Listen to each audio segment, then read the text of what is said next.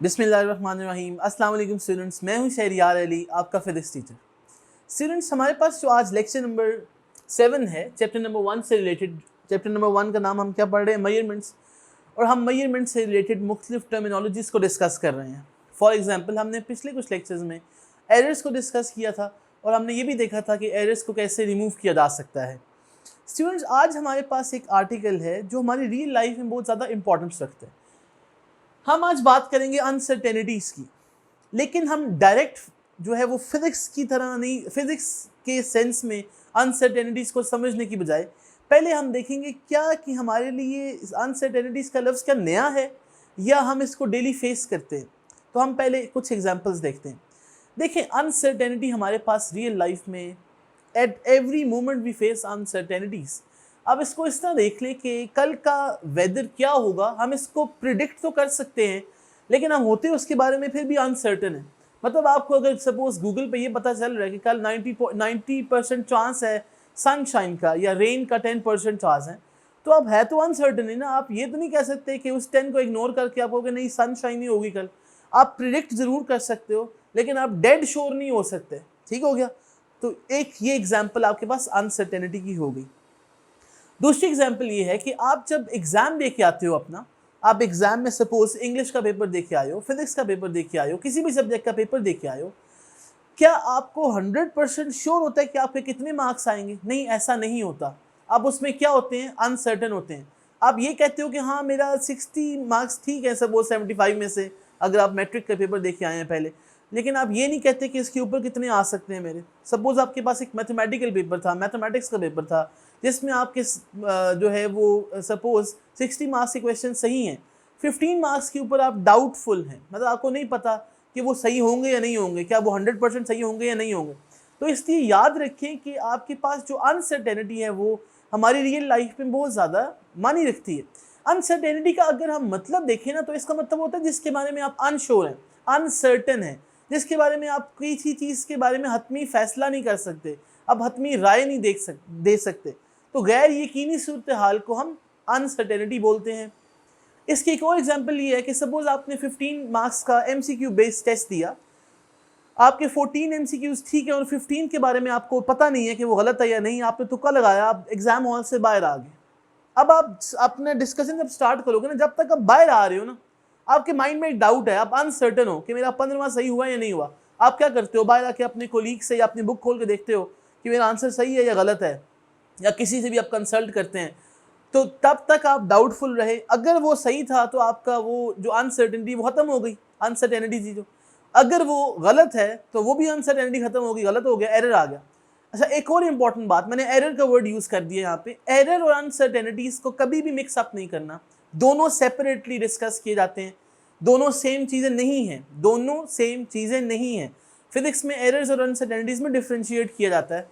और एरर का मतलब होता है जो आपने गलती कर दी है, आपने एरर्स पढ़ ली है, लेकिन अनसर्टेनिटी गलती को नहीं कहते, इस बात को माइंड में रखना है।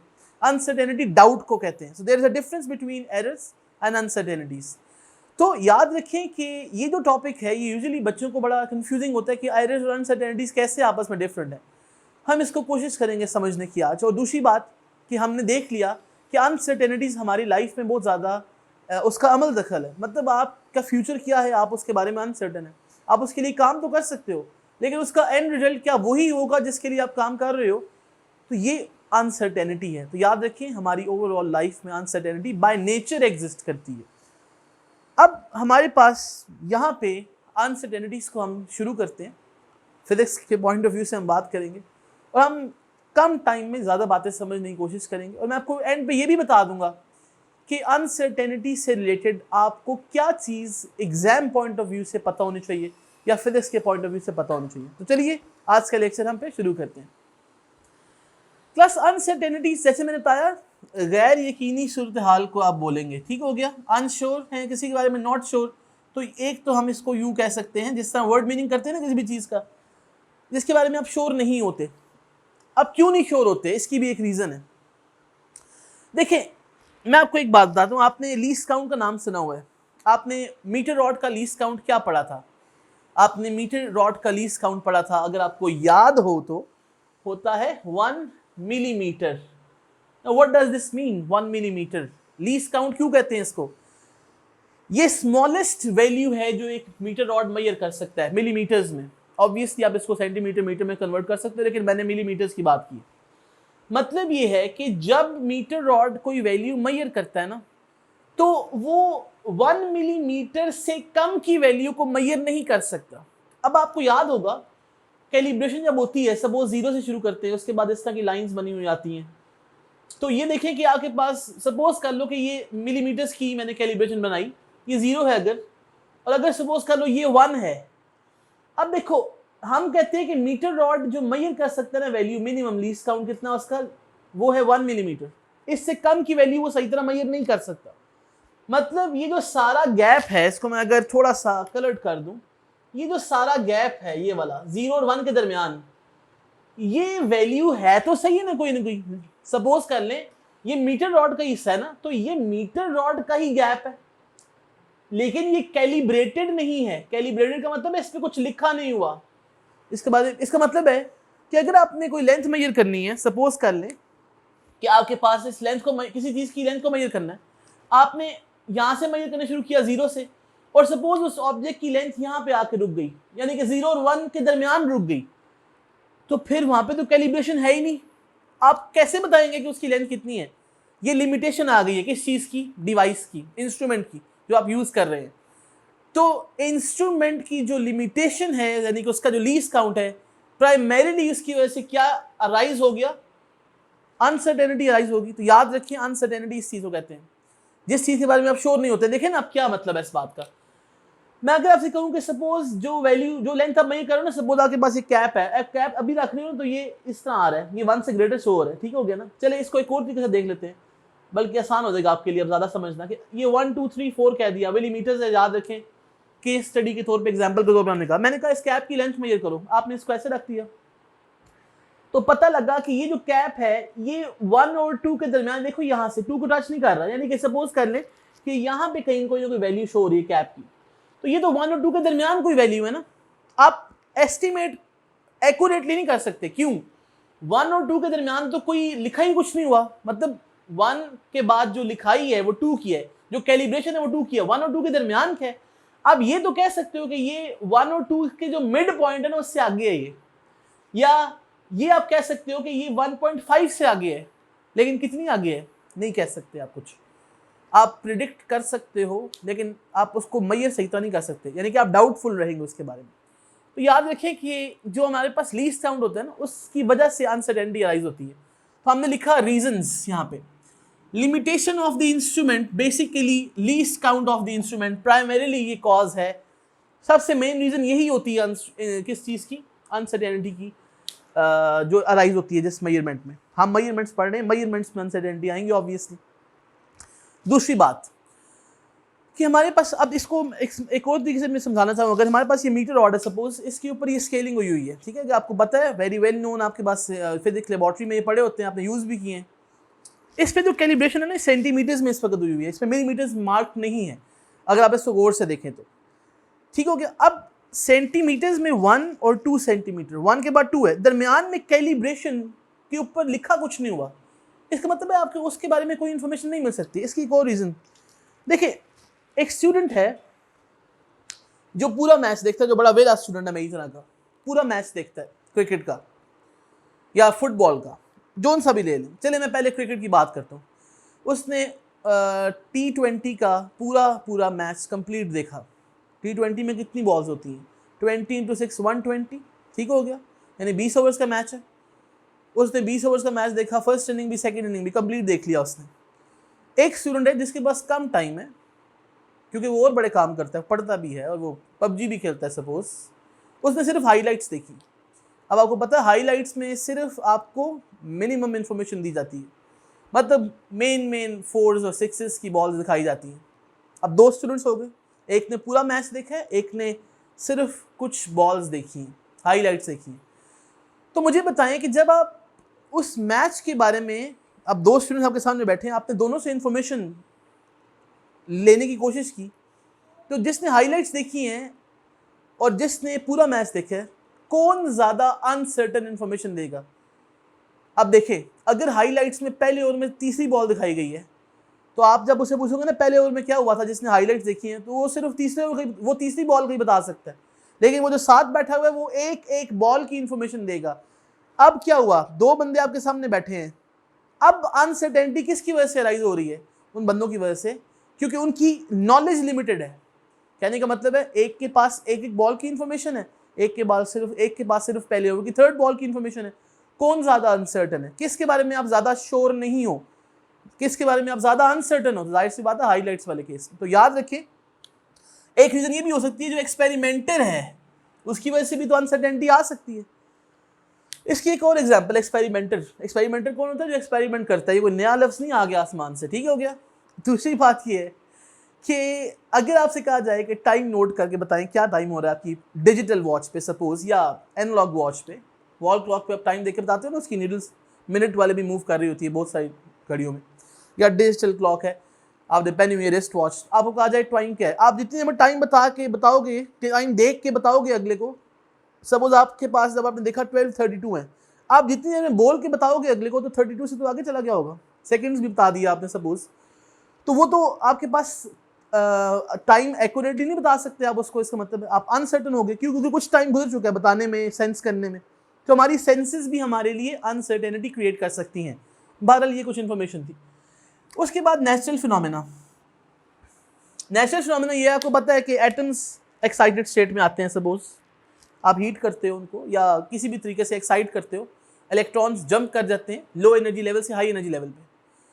क्या आप इलेक्ट्रॉन को देख सकते हैं? नहीं। आप सिर्फ प्रिडिक्ट कर सकते हो कि ये इस लेवल से इस लेवल में चला गया होगा अगर वो इतनी एनर्जी गेन कर ले। अब देखा कुछ नहीं हुआ। अब जब वो वापस आता है लोअर स्टेट में, वो कितने टाइम में आता है वो आप प्रिडिक्ट तो कर सकते हो, लेकिन कब आएगा ये भी आप प्रिडिक्ट कर सकते हो कि सपोज 10-8 सेकंड्स के बाद वापस आ जाएगा।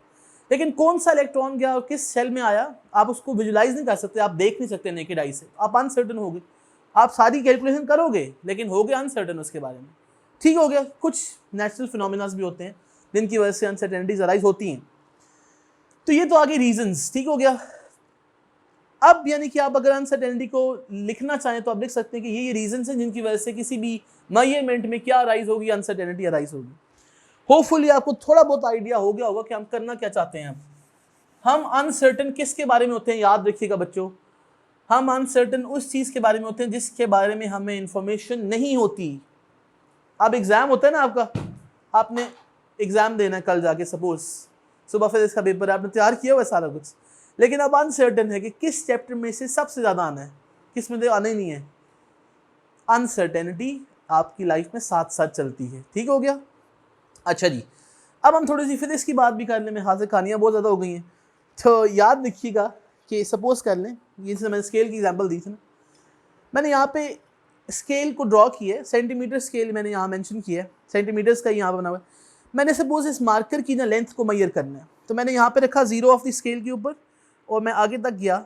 तो जब आप जाते हो तो मुझे इस वक्त 14 नज़र आ रहा है, यानी कि मेरा जो एंड पॉइंट ना मार्कर का ये वाला, ये स्टार्टिंग पॉइंट आ गया 0 पे रख दिया और ये 14 पे नज़र आ रहा है मुझे। तो मैंने यहाँ पे 14 यहाँ पे लिखा है। अब स्केल को मैंने यहाँ पे ड्रॉ किया है और स्केल सारा ही ड्रॉ किया 0 से 13 तक। ऑब्वियसली कैलिब्रेशंस होंगी। ये 13 सेंटीमीटर्स, ये फिर मैंने थोड़ा सा एग्जेजरेट कर दिया।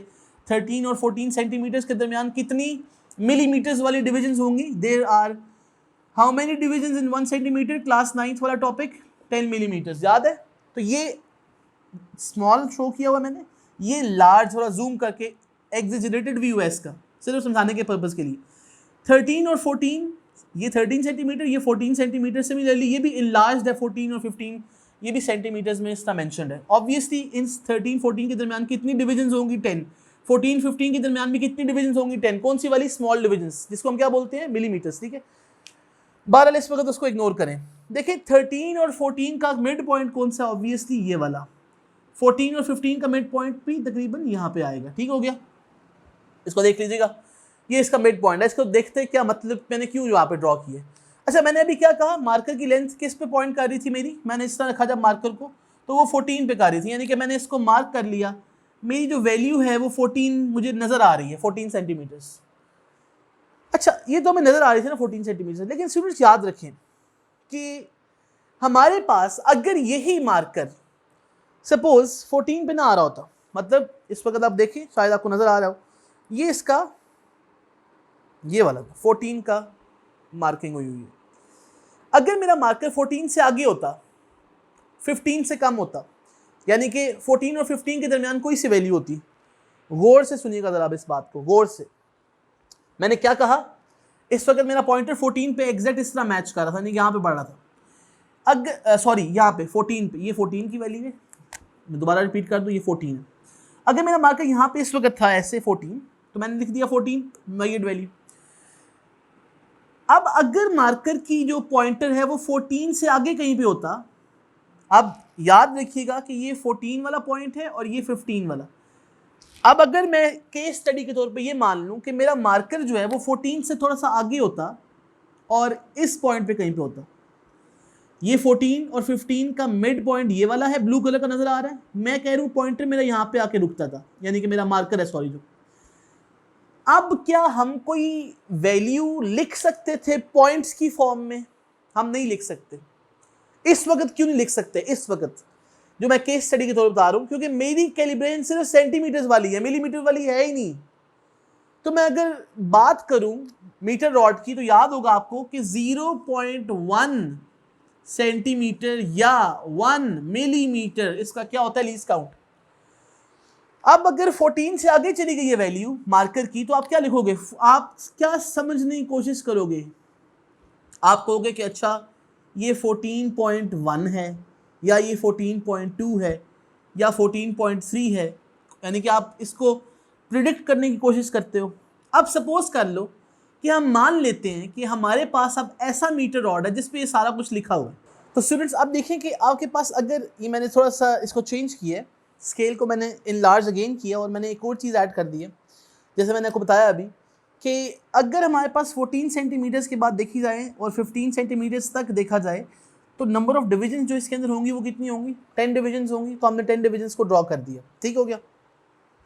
अब यहाँ पे क्या हुआ, सपोज करें अब आपके कोई चीज़ लेंथ मेजर की, सपोज ये मार्कर जिस तरह की इसकी हम लेंथ मेजर कर रहे थे, अगर इसकी लेंथ इस पर्टिकुलर 14 के बाद, जो कि पहले हमने सेलेक्ट की थी 14, उसके बाद 1 2 3 यहाँ पे आके रुक जाती है, मतलब मैं इसको अगर बंद करूँ और सपोज यहाँ पे आके, ये पिछले स्केल हमने ड्रॉ किया हुआ था बैक एंड पे, सारा स्केल हमारा बना हुआ है, वो आपको पता है 0 से लेकर कहाँ तक, 14 तक, और मैंने इनलार्ज किया सिर्फ 14 15 को। तो हमारे पास हो क्या रहा है इस केस में कि अब अगर जो मार्कर की रीडिंग है वो आके 14.3 पे रुक जाती है, तो आप क्या करोगे? 14.3 लिख लोगे उसको, क्योंकि 1 डेसिमल प्लेस तक मीटर रॉड अलाउ करता है। क्या लिखोगे? सेंटीमीटर्स। ऑब्वियसली हमारा इस वक्त जो यूनिट है वो सेंटीमीटर्स में हम बात कर रहे हैं, जैसे हमने अभी कुछ देर पहले डिसाइड किया था। अच्छा, अगली इंपॉर्टेंट बात, अब अगर सपोज कर लें कि मार्कर की लेंथ 14.3 पे ना आती, 14.3 के बाद क्या है? 14.4, 14.5, 6, 7, 8, 9 और फिर 15 आ जाता है हमारे पास। अगर वो 14.4 यानी कि इस वैल्यू के दरमियान और इस वैल्यू के दरमियान, यानी कि 14.3 और 14.4 के दरमियान कोई वैल्यू होती, तब हम क्या करते हैं? अब हमें ये डिसाइड करना पड़ेगा, इसके बारे में हम अनसर्टन हैं, लेकिन उस वैल्यू को कैसे लिखना हम सीखना है अब इस चीज़ को। मतलब पॉइंटर का नीडल सपोज यहाँ पे आता, यहाँ पे, अब अगर आप देखो ना गौर से, थोड़ा सा अगर हम एनालाइज करें, 14.3 और 4 का ये मिड पॉइंट से पीछे थोड़ा पॉइंट बन रहा है, ठीक हो गया ना, मैंने एरो लगाया हुआ, मिड पॉइंट से पीछे है। अगर ये मिड पॉइंट से पीछे ही रहे, यानी कि 14.3 के बाद पॉइंटर आपका आगे जा रहा है, सपोज 14.3 से आगे जा रहा है, लेकिन 14.3 और 0.4 के मिड पॉइंट से पीछे रहे। अब जब आप वैल्यू को मेजर करोगे ना, अब क्या डिफरेंस है? पहले एग्जैक्ट 14.3 आ रही थी ना वैल्यू, अब जब आप आगे की तरफ जा रहे हो, वैल्यू आगे की तरफ है, यानी कि आपने कोई ऐसा मार्कर यूज़ किया जिसकी लेंथ 14.34 के दरमियान कोई सा पॉइंट है, तो होगा क्या इस केस में? आपने उसको 14.3 तब तक लिखना है जब तक इन दोनों का मिड पॉइंट से या उससे आगे वैल्यू ना चली जाए। मतलब इस केस में मिड पॉइंट से पीछे ना वैल्यू, देखो यहाँ पॉइंटर मैंने लिखा, ये पीछे है वैल्यू, तो आप 14.3 ही लिखे रहने दोगे लेंथ ऑफ द मार्कर। अगर लेंथ ऑफ द मार्कर इस पॉइंट पे या इससे आगे होता, उसको हम क्या कह देते? 14.4 कह देते। यानी कि ये हमारी एक किस्म की, जिसे हम कहते हैं ना हिट एंड ट्रायल मेथड, कि सेंटर से आगे उस तरफ झुक रहा है, अगली वैल्यू हायर वैल्यू की तरफ, सेंटर से बैक पे लोअर वैल्यूज की तरफ है, इसको मेंशन कर दिया। तो 14.4 आप तब लिखोगे जब ये मिड पॉइंट से या मिड पॉइंट पे या उससे आगे कोई वैल्यू शो कर रहा होगा। इसे आपके पास फिर यहाँ पे आपने देखा कि आप यहाँ से यहाँ तक यानी कि 14.3 से लेकर इस मिड पॉइंट तक जो कहाँ पे है 14.3 और 14.4 का दरमियान वाला जो पॉइंट, इस तक जो भी वैल्यू हो, हालांकि आपको पता है अब कि अगर ये 14.3 है और ये 14.4 है सपोज और ये उनका मिड पॉइंट है, यहाँ से यहाँ तक आप देखो आप सारा अनसर्टन हो ना। क्या मतलब है इस बात का, आपको यहाँ तक मार्कर आ रहा था, आप हो गए तो 14.1 बनना चाहिए, लेकिन हम इसको 14.3 सॉरी यहाँ पे वैल्यू हमारी आ रही थी पहले, अब यहाँ पे अगर आता है मार्कर तो आप एनालाइज कर सकते हो कि ये तो 14.31 बनना चाहिए, लेकिन ऐसा नहीं लिखेंगे। क्यों नहीं लिखेंगे, हम इसको 14.31 इसलिए नहीं लिख सकते, 2 डेसिमल प्लेसेस तक हमारा मीटर डॉट तो मैयर करने की इजाज़त नहीं देता, हमें लिखने की इजाज़त ही नहीं देता, बल्कि उसका तो 0.1 सेंटीमीटर यानी कि 1 डेसिमल प्लेस तक अलाउ करता है। So we can not write 14.31। Similarly यहाँ तक अगर आपके पास मार्कर की लेंथ आती तो आप नज़र आ रहा है आपको कि 14.3334 तक हो सकती है, लेकिन अगेन लिमिटेशन है, हम नहीं लिख सकते। तो हम यहाँ से लेकर यहाँ तक क्या लिखेंगे 14.3, इससे आगे इस पे या इससे आगे क्या लिखेंगे 14.4। यूजुअली 14.4 लिखा जाता है फिर जब आपके पास नेक्स्ट हायर वैल्यू होती है तो इस तरह से आपने इसको लिखना होता है, जिसके बारे में आप अनसर्टन होते हो उस वैल्यूज़ को फिर हम वहाँ तक ही राउंड ऑफ रहने देते हैं जितना हमें लीस्ट काउंट इजाज़त देता है। फॉर एग्जाम्पल इस केस में 1 डेसिमल प्लेस। तो ये आपके पास ये जो वैल्यू थी बेसिकली 14.3 और 4 के दरमियान की, कहाँ गई हमने जो लिखी थी अभी ये वाली, ये 14.3 का था और ये सारी वैल्यू क्या थी, आप 14.3 और 4 सॉरी ये वाला, ये सारी वैल्यू इतने में आप अनसर्टन हो। क्यों अनसर्टन हो, कैलिब्रेशन नहीं हुई, लीस्ट काउंट की लिमिटेशन आ गई बीच में। लीस्ट काउंट या 14.3 मेजर करके देता है आपको या 14.4, डिवाइस आपको 14.3 एक्यूरेटली मेजर करके देता है या 14.4 मेजर करके देता है, इनके दरमियान क्या वैल्यू है वो नहीं मेजर करके देता। तो आपको फिर क्या करना पड़ता है, प्रिडिक्ट करना पड़ता है, आप अनसर्टन होते हो। मतलब कहीं पे अगर लिखा हो इसका मतलब अब कि 14.3 सेंटीमीटर मीटर रॉड से मेजर की गई है, इसके बारे में आप क्या रहोगे हमेशा डाउटफुल। क्यों रहोगे डाउटफुल, क्योंकि अभी हमने कहा कि 14.3 अगर एक ये वाला हिस्सा है और फिर 14.4 है, तो हमने कहा कि इनके मिड पॉइंट तक जो वैल्यू भी होगी वो 14.3 ही कहलाएगी।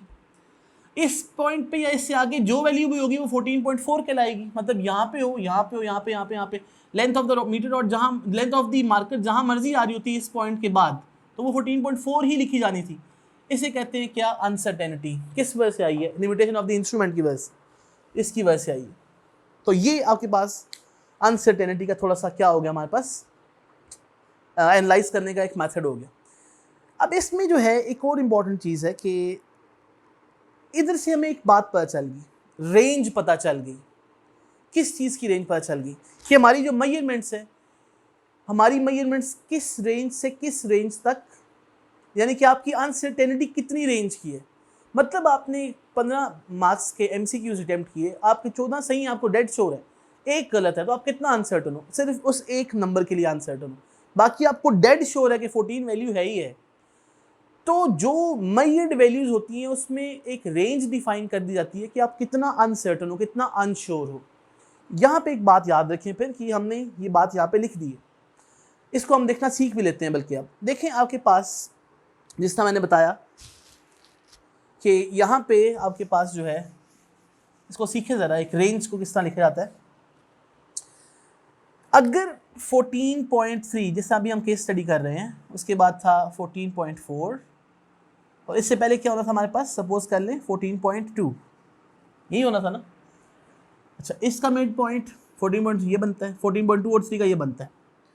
क्या मतलब है इस बात का बच्चों, याद रखो। अब किसी भी मेजरमेंट में 14.3 कब लिखा जाएगा, जब मार्कर या तो आएगा 14.2 और 14.3 के दरमियान, पहली बात, जब पॉइंटर की वैल्यू इस मिड पॉइंट पे या इससे आगे कहीं पे भी होती।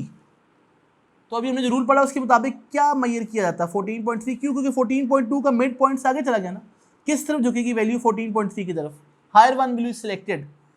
सिमिलरली अगर मार्कर की लेंथ 14.3 और 0.4 के दरमियान होती और मिड पॉइंट से पहले तक होती, यहाँ से लेके यहाँ तक, यानी कि बल्कि इसको इस तरह रखेंगे, इस यहाँ से लेके यहाँ तक, तो फिर भी क्या लिखा जाता है 14.3।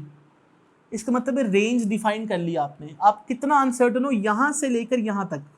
यानी कि अगर लिखा हो ना कहीं 14.3, इसका मतलब है वो तो इस वैल्यू से लेकर इस वैल्यू तक कोई भी वैल्यू हो सकती है। समझ आ गई ना बात की। सिमिलरली आपके पास अगर एक मार्कर यूज़ किया आपने लेंथ मेजर करने के लिए, लेंथ मेजर की मार्कर की मीटर रॉड से, सपोज आप 14.4 कब लिखोगे, जब ये इस तरह से, अगर हम अगला 14.5 लिख देना यहाँ पे, 14.3 का मिड पॉइंट और ये 14.4 आ गया ना, अगर मार्कर की लेंथ या इस रेंज से इस रेंज तक होती तब भी 14.4 ही लिखी जाती। अगर इस रेंज से ये मिड पॉइंट है 14.4 और 14.5 का यहाँ तक एग्जिस्ट करता, तब भी रेंज हमारे पास जो थी उसके मुताबिक 14.4 ही उसकी वैल्यू रहती। तो याद रखिए बच्चों, इसे कहते हैं रेंज डिफाइन करना। अब रेंज डिफाइन करने का मतलब क्या है, यहाँ तक आपको होपफुली बात समझ आ गई होगी। अब मैंने आपको वो बात बतानी है जो आपको एग्जाम पॉइंट ऑफ व्यू से पता होनी चाहिए।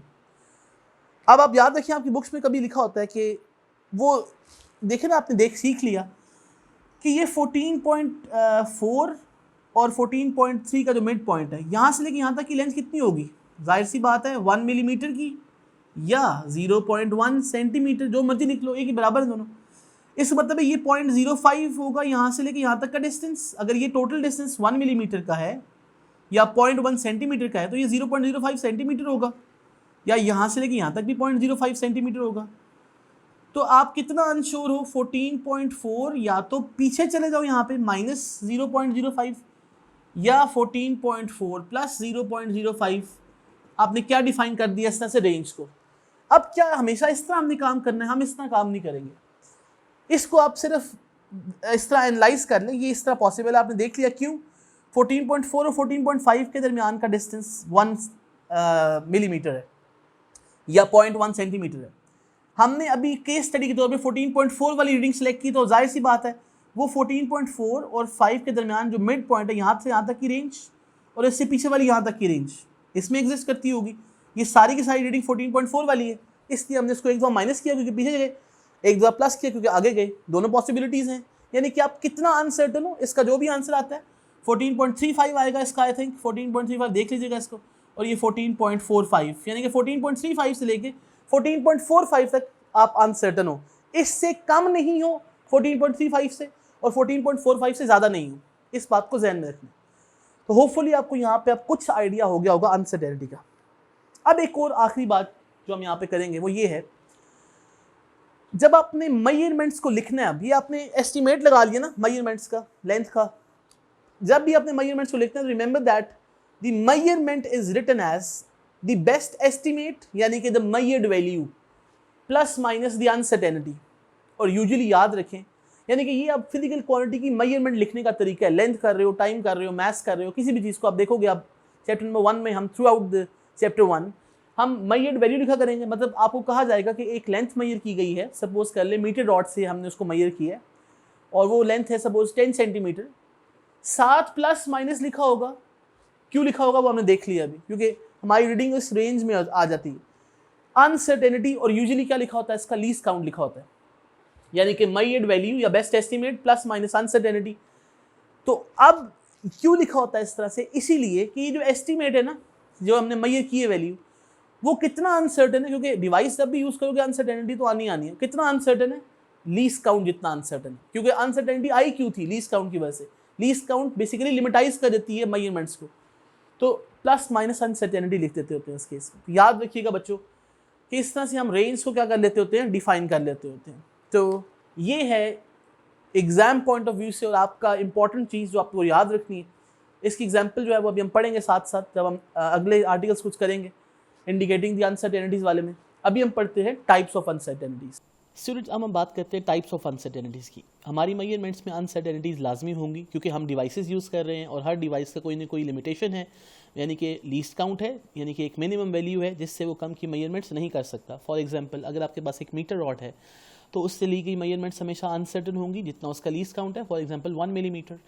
नंबर 1 हमारे पास यहाँ पे अब लिखा हुआ है एब्सोल्यूट अनसर्टेनिटी, जिसका दूसरा नाम है लीस्ट काउंट, यानी कि absolute uncertainty is also called the least count, या लीस्ट काउंट का दूसरा नाम एब्सोल्यूट अनसर्टेनिटी होती है।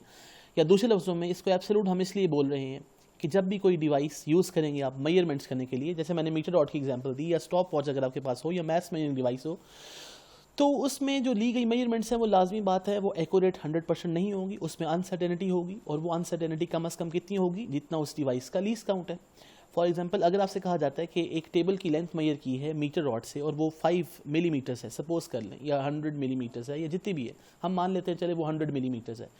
अब जब आप लिखोगे उसको, अभी हमने लिखने का तरीका सीखा है कि वो लिखा जाएगा 100 ± 1 मिलीमीटर्स। क्यों? आप उसमें कितना अंशोर हो, जितना उसका लीस्ट काउंट है। लीस्ट काउंट कितना होता है? 1 मिलीमीटर। किसका? मीटर रॉड का। इसका मतलब है जो 100 मिलीमीटर्स आपने मेजर किया है उसमें 100 ± 1 का मतलब ये है कि मिनिमम वैल्यू 99, मैक्सिमम वैल्यू 101, आप इतना उसमें रेंज डिफाइन करके अनसर्टन हो, यानी कि 99 से 101 तक कोई वैल्यू भी उसकी हो सकती है। तो याद रखिए absolute uncertainty is basically the least count of that measuring device which you are using. दूसरे नंबर पे क्या लिखा हुआ है? Fractional uncertainty. फ्रैक्शनल अनसर्टेनिटी क्या होती है? इसका फार्मूला लिखा हुआ है least count divided by measured value. जैसे अभी हमने कहा कि 100 मिलीमीटर्स मेजर किया गया ±1 मिलीमीटर। 100 क्या है? उसकी मेजर्ड वैल्यू या बेस्ट एस्टिमेटेड वैल्यू, जैसे मैंने कुछ देर पहले बताया, और प्लस माइनस के बाद जो चीज़ लिखी होती है वो लीस्ट काउंट होता है। तो लीस्ट काउंट की अगर रेशो फाइंड कर ली जाए मेजर्ड वैल्यू के साथ, तो हमारे पास किस चीज़ की वैल्यू आ जाएगी? फ्रैक्शनल अनसर्टेनिटी की। बिल्कुल उसी तरह जिस तरह आपके पास 98/100 अगर मार्क्स हैं, सपोज करें टोटल 100 और आपके पास 98 मार्क्स आए हैं, तो उनकी जो रेशो है उसको फ्रैक्शन बोलते हैं। इसी तरह least count bye measured value की रेशो को फ्रैक्शनल अनसर्टेनिटी बोलते हैं। अब इसी चीज़ की अगर परसेंटेज फाइंड करनी हो, थर्ड टाइप जो है परसेंटेज अनसर्टेनिटी, तो आप इसको सिंपली किससे मल्टीप्लाई कर दोगे? 100 से। जैसे 98/100 अगर आपने ऑब्टेन किए हैं मार्क्स 98 और 100 टोटल मार्क्स थे, तो परसेंटेज क्या होगी? 98% होगी। तो फ्रैक्शनल अनसर्टेनिटी को ही अगर 100 से मल्टीप्लाई कर दिया जाए तो हमारे पास जो आंसर आएगा वो परसेंटेज में, मेरा पॉइंटर देखिए जहाँ मूव कर रहा है, आंसर जो आएगा वो परसेंटेज में आएगा। तो least count bye measured value into 100 gives us the percentage uncertainty of any measurement. तो ये बच्चों हमारे पास आगे हम कैलकुलेट करेंगे ज़्यादा अच्छे तरीके से। आप जब एग्जाम्पल्स करोगे तो ज़्यादा अच्छे तरीके से समझोगे इन चीज़ों को। तो आज का लेक्चर हमारे पास यहाँ तक ही था। कोई मसला हो तो आप मुझसे व्हाट्सएप पे पूछ सकते हैं, और अगर आप अभी भी इस आर्टिकल के बारे में अनसर्टन है तो लाजमी मुझसे पूछेगा, मैं आपको दोबारा से एक्सप्लेन करने की कोशिश करूँगा। नेक्स्ट टॉपिक के साथ हम आएंगे नेक्स्ट लेक्चर में। अल्लाह हाफिज़।